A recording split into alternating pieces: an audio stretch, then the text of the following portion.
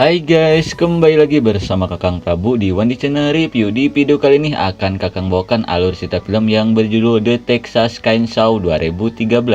Film ini mengisahkan tentang sosok psikopat yang ada di kota Texas. Oke lah, daripada panjang lebar menjelaskan di awal, mending kalian saksikan saja alur ceritanya. Tapi jika kalian suka dengan video ini, silahkan ditekan saja tombol subscribe-nya dan aktifkan lonceng notifikasinya agar tidak ketinggalan video terbaru dari channel ini. Di awal film kita diperlihatkan seorang sheriff yang sedang mengejar seorang pria bersenjata yang diduga telah menyembunyikan sosok psikopat. Sesampai di rumahnya, si sheriff pun meminta si Dayton untuk menyerahkan psikopat itu karena kini kekopetannya sudah terbongkar. Mendengar hal itu, si Abah Bewok pun meminta si Dayton untuk menyerahkan saja, namun si Dayton menolak karena dia juga bagian dari keluarganya. Kemudian dia pun berniat membawa psikopat itu pergi. Namun tidak lama kemudian para warga pun datang, di mana para warga yang sudah muak dengan kekopetan keluarga itu berniat untuk menghabisi mereka.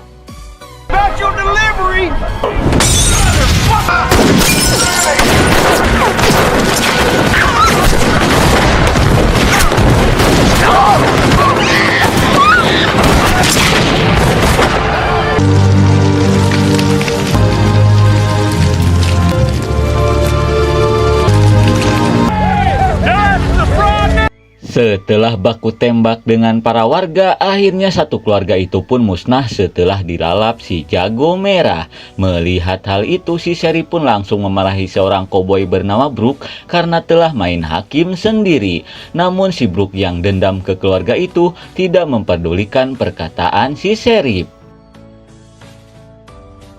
Singkat waktu, di malam harinya kita pun diperlihatkan ke seorang pria kolot bernama Davin yang sedang mengecek bagian bagasi itu yang tidak terbakar. Hingga tidak lama kemudian dia pun menemukan istrinya si Dayton bersama oroknya. Kasihan melihat si orok, dia pun langsung mengambil orok itu.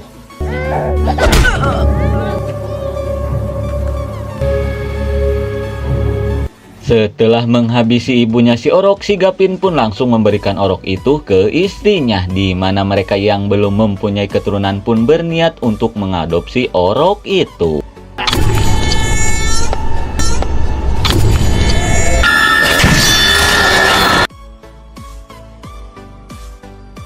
Singkat waktu beberapa tahun kemudian, kita pun diperlihatkan ke seorang bondon cantik bernama Heather yang sedang bekerja di pemotongan daging bagong. Tidak lama kemudian dia pun diajak pergi ke pesta Halloween oleh teman taubrutnya bernama Nikki. Dirasa itu akan seru, si Heather pun berniat untuk ikut. Alright, I'm gonna go work on Gary.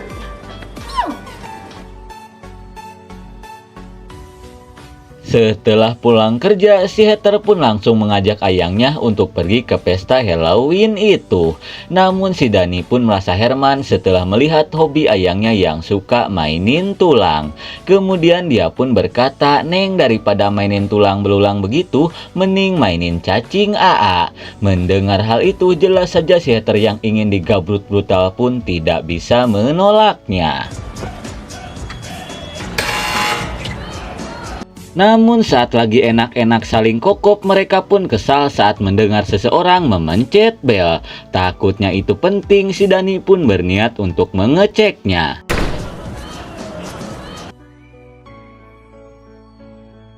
Dan ternyata itu tukang pos yang mengirimkan surat untuk si Heather, di mana surat itu memberitahukan bahwa Nini si Heather sudah meninggal minggu lalu di kota Texas. Mendengar hal itu, jelas saja si Heather pun merasa bingung karena dia tidak mengetahui kalau dia mempunyai Nini di kota itu. Dan ternyata si Heather itu adalah anaknya si Dayton yang diadopsi si Davin setelah insiden pembakaran itu. Setelah tahu hal yang sebenarnya, si Heather yang merasa kecewa pun berniat pergi ke kota itu untuk mencari tahu asal-usul keluarganya. Walaupun ibu angkatnya melarang karena tempat itu sangatlah berbahaya. Namun si Heather tidak mendengarkan perkataan dari ibunya itu. Beberapa saat kemudian si Heather pun bergegas pergi ke kota itu ditemani oleh Ayang dan teman-temannya.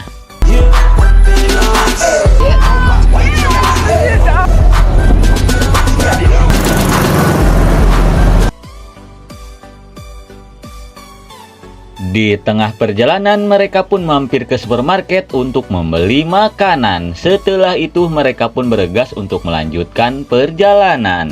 Ready? Maybe let's go.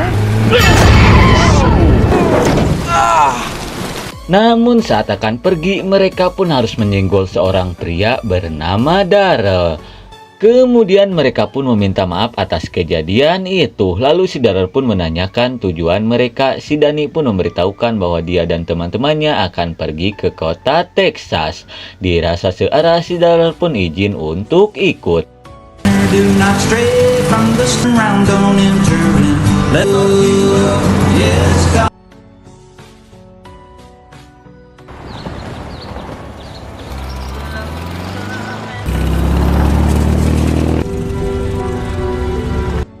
Singkat waktu setelah menempuh perjalanan yang lumayan jauh, akhirnya mereka pun sampai ke rumah niniknya si Heather. Hingga tidak lama kemudian datanglah seorang pria kolot yang tidak lain adalah pengacara niniknya si Heather. Kemudian Pak Kumis pun memberitahukan bahwa sekarang rumah ini akan sepenuhnya menjadi milik si Heather setelah dia menandatangani semua dokumennya. Namun sebelum dia memutuskan untuk tinggal di rumah ini, dia harus membaca surat dari si neneknya terlebih dulu. Setelah memberitahukan semuanya, Pak Kumis pun bergegas untuk pergi.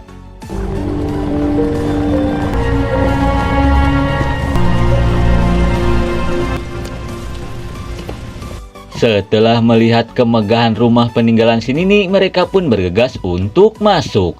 Sesampainya di dalam, sontak saja mereka pun terperangak setelah melihat kemewahan yang ada di dalam rumah itu. Beberapa saat kemudian, di saat teman-temannya asik bermain biliar, si Heather berniat pergi untuk melihat kuburan nininya.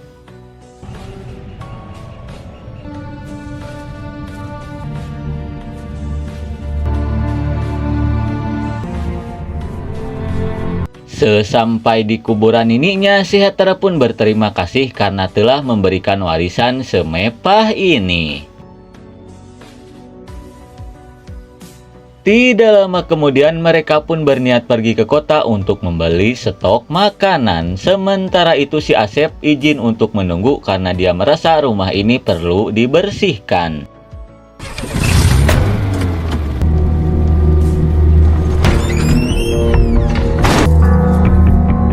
Selepas si Heather dan teman-temannya pergi, si Asep yang tergiur dengan kemewahan barang-barang di rumah ini pun berniat untuk mencurinya.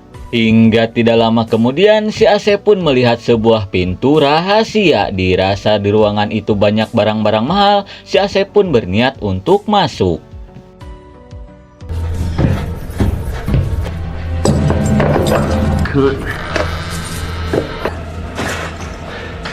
Sesampainya di ruangan itu, sontak saja si Asep pun sangat senang setelah melihat setumpuk botol awok-awok yang sangat mahal.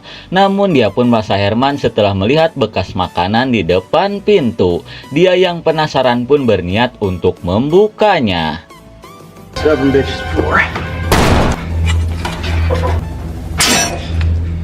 Dikarenakan pintu itu sangat kuat, si Asep pun berniat mencari sesuatu untuk membukanya.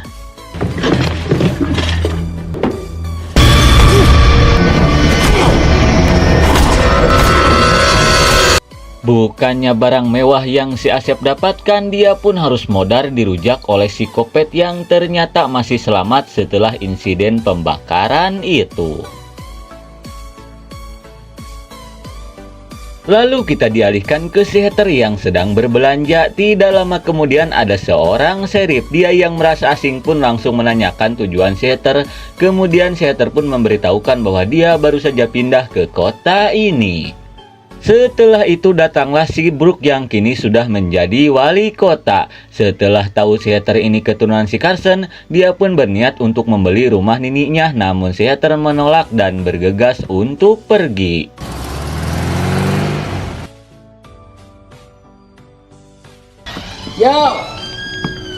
Sesampainya di rumah, si Heather pun sangat kesal setelah melihat barang-barang di rumah ini sudah menghilang di badog si Asep. Di tengah kekesalan, tiba-tiba si Dani datang dan mengajak Ayang dan teman-temannya untuk abok bersama.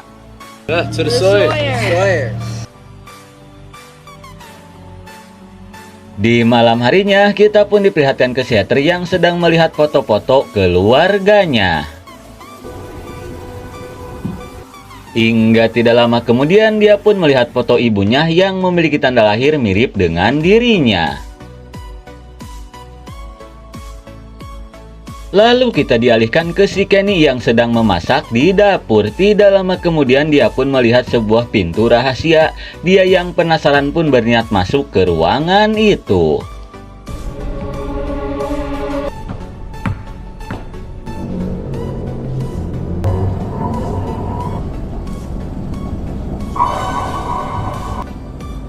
Daryl? Sesampainya di ruangan itu, dia pun melihat ceceran darah dan tasnya si Asep. Dirasa si Asep ada di ruangan itu, dia pun berniat untuk mencarinya.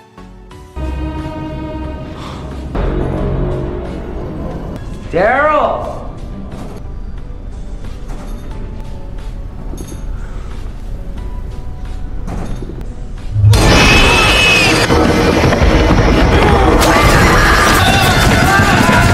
Malang sekali, si Kenny pun harus modar di gondol psikopat penghuni basement rumah itu.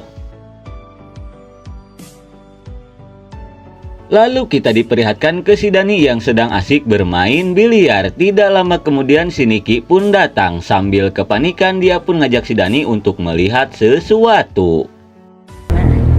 It's right down there, right there. It's right over. Vicky? Dikira teh apa, ternyata itu cuma modus si Niki untuk mencicipi cacing berototnya si Dani. Kembali ke si Heather yang sedang melihat-lihat kamar nininya.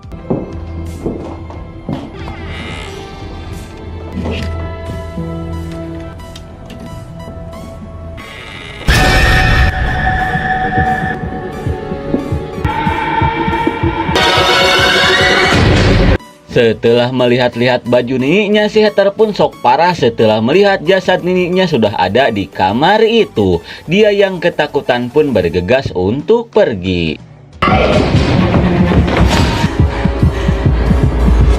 Di tengah kepanikan, dia pun berniat memberitahukan hal itu ke teman-temannya.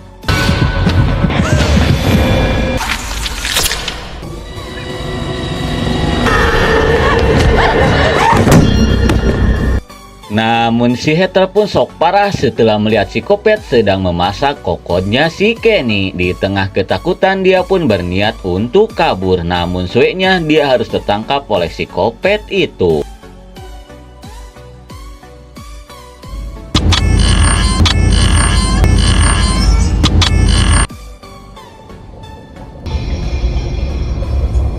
Beberapa saat kemudian si Heather pun tersadar di sarang si Kopet.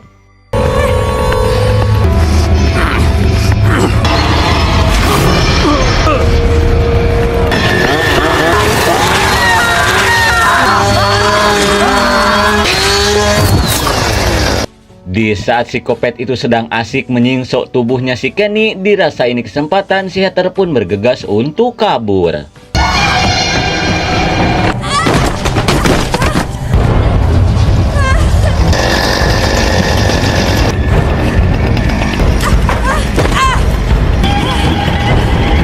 Melihat si Kopet itu masih mengejarnya, si Heather pun berniat bersembunyi di kuburan bekas nininya.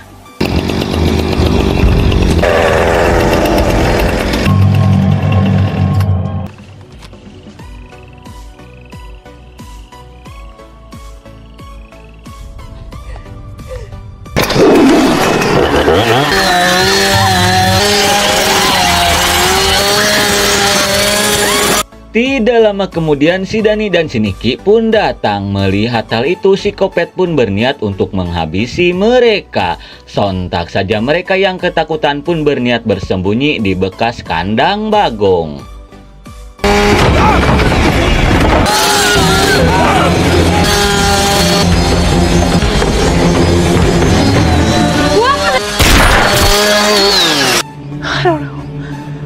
Back up! Back up! Dengan mobil kolotnya, si Heather pun datang dan bergegas untuk mengajak mereka pergi dari tempat ini.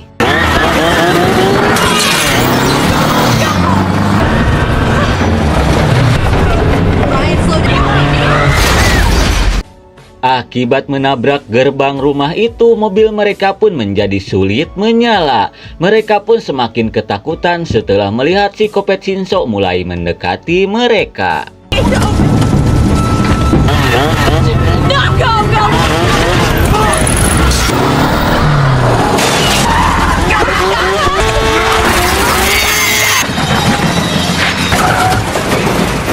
Akibat ban mobilnya boncos kena Shinso si Kopet, mobil mereka pun harus nyunghid ke dalam ruyuk. Dan akibat kejadian itu, si Dani pun harus modar mengenaskan. Di tengah kesedihan, tiba-tiba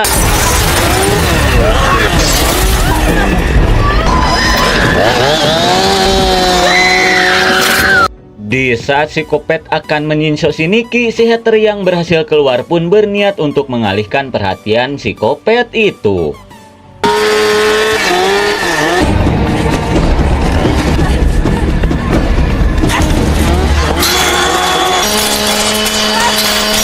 Setelah jauh apruk-aprukan melewati ruyuk, si Heather pun sampai ke pasar malam. Melihat si Kopet Shinso datang, para pengunjung pasar malam itu pun menjadi panik ketakutan. Melihat keriuhan yang terjadi, si Sheriff Ucup pun berniat untuk mengeceknya.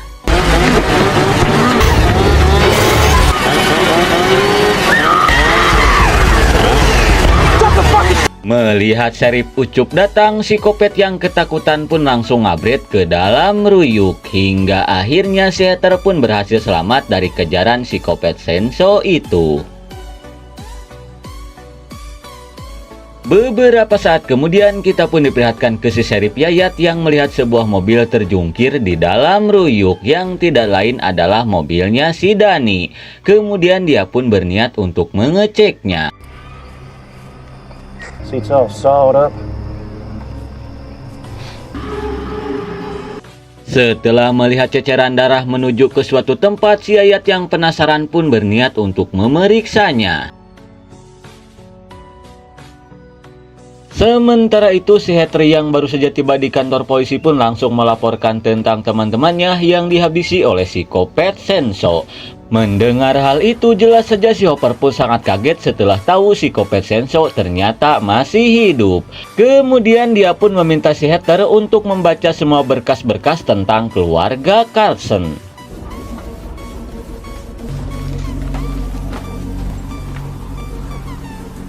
Setelah membaca semua berkas itu, si Heather pun sekarang tahu tentang kejahatan yang dulu keluarganya lakukan.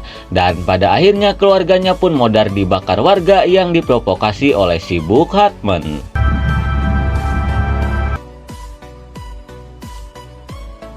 Lalu kita dialihkan ke si Brook yang kesal karena pasar malamnya dikacaukan seseorang. Kemudian si Hopper pun memberitahukan bahwa itu semua kelakuan si Kopet Shinso. Di tengah rasa tak percaya, tiba-tiba si Marvin mengabarkan tentang penemuan jejak darah yang menuju ke rumah Carson. Kemudian dia pun berniat untuk mengeceknya. Mendengar hal itu, si Hopper pun melarang si Marvin untuk masuk karena rumah itu dihuni oleh si Kopet Shinso.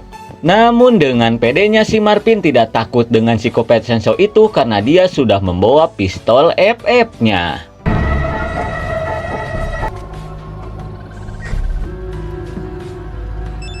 Sementara itu, si Brook yang penasaran tentang si Kopet Shinso pun meminta si Marvin untuk sambil merekamnya.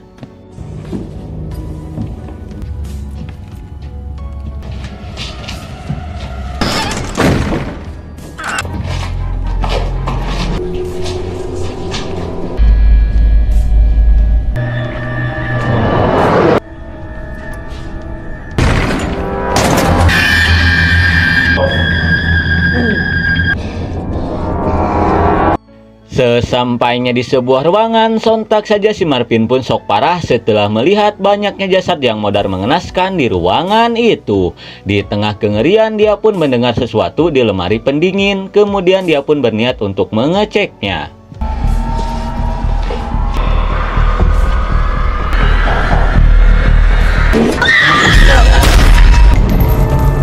Dan ternyata itu adalah si Nicky yang disimpan oleh si Kopet.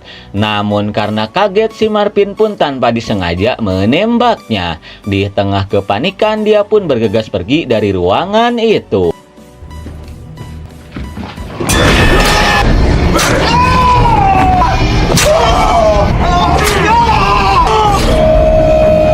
Malang sekali, si Marvin pun harus modar mengenaskan setelah dicium kampak Kopet. Setelah melihat kengerian di rumah itu, si Brooke pun berniat untuk membakar rumah itu dan menghabisi semua keturunan Carson. Kemudian dia pun berniat untuk menangkap si Heather. She's breathing, Ashley! Namun untungnya si Heather sudah pergi dari kantor polisi itu. Nothing bad. Sementara itu si Heather pun berniat untuk menghubungi Pak Kumis karena ada perlu yang ia bicarakan. Setelah mendengar hal itu, Pak Kumis pun mengajak si Heather untuk bertemu di sebuah bar.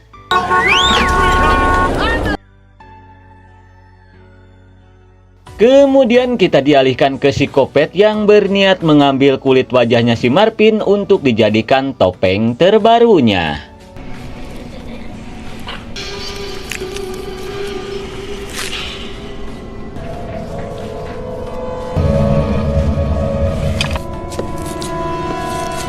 Ternyata si Marvin pun ikut andil dalam pembakaran itu, sehingga si Kopet Senso yang dendam pun berniat untuk menghabisi orang-orang yang telah membakar keluarganya itu.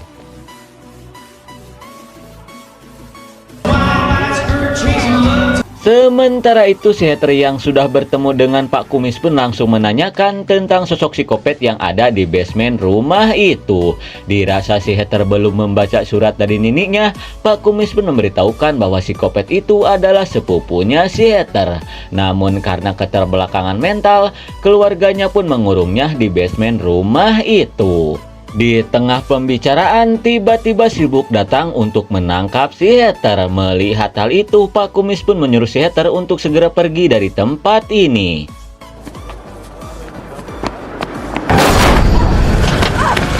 Sungguh suwe, si Heather pun harus ditabrak oleh algojonya si Brooke yang bernama Oli Gardan.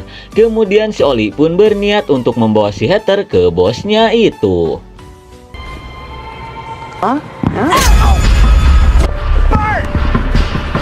Setelah berhasil lolos dari si Oli, si Heather pun berniat meminta bantuan ke si Sheriff Ucup.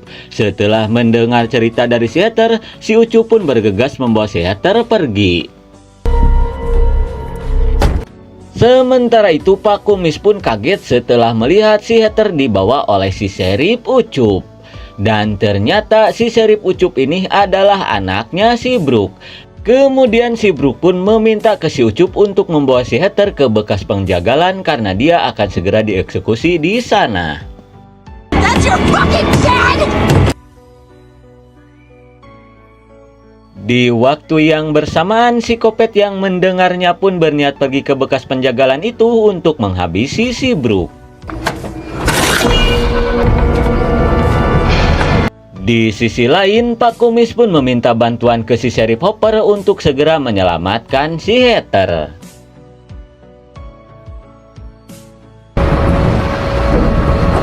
Sementara itu si Ucup yang sudah tiba pun bergegas membawa si Heather masuk ke gedung bekas penjagalan itu. Setelah berhasil mengikat si Heather, si Ucup pun bergegas pergi untuk memberitahukan hal ini ke ayahnya. Selepas si Ucup pergi, si Kopet Senso sudah ngajogrok di belakang si Heather dan berniat untuk menghabisinya.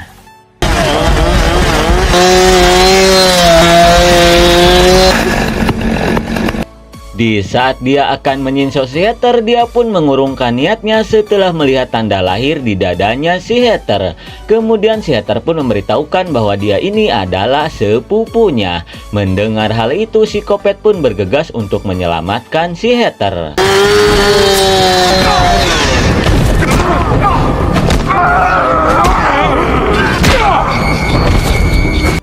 Namun tidak lama kemudian si Brook dan si Oli datang dan langsung menghajar si Kopet Senso, bak maling, cangcut, janda pirang. Melihat hal itu, si Heather pun bergegas untuk menolongnya. Kembali ke si Oli dan si Brook yang berniat untuk menghabisi si Kopet Senso.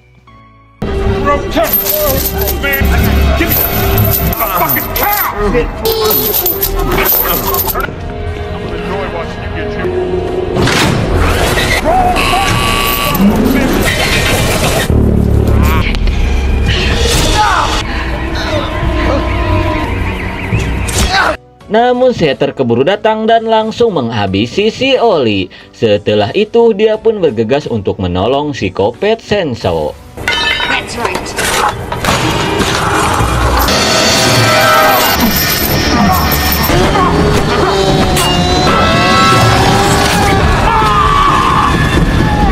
Setelah berhasil mengalahkan si Brook, tidak lama kemudian si Sheriff Hooper datang. Namun karena dia muak dengan kepemimpinan si Brook, dia pun tidak akan menahan si Kopet Senso untuk menghabisinya.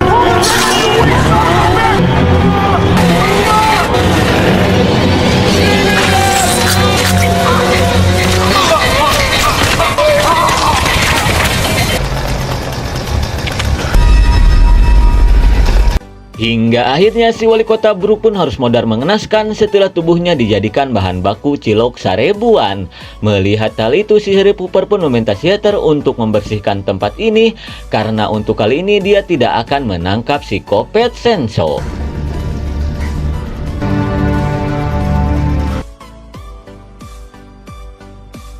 Sesampainya di rumah, si Heather pun langsung membacakan surat dari nininya, di mana surat itu mengatakan bahwa rumah dan isinya ini akan menjadi miliknya si Heather. Namun dia harus merawat sepupunya, yaitu si Kopet Senso, dikarenakan si Kopet Senso lah saudara satu-satunya si Heather yang masih tersisa. Setelah membacanya, si Heather pun berniat untuk menjalankan amanah yang neneknya katakan di dalam surat itu. Dan film pun sudah berakhir.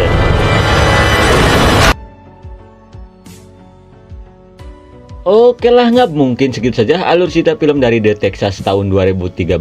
Maaf jika ada salah kata. Terima kasih yang sudah menonton. See you next and bye-bye.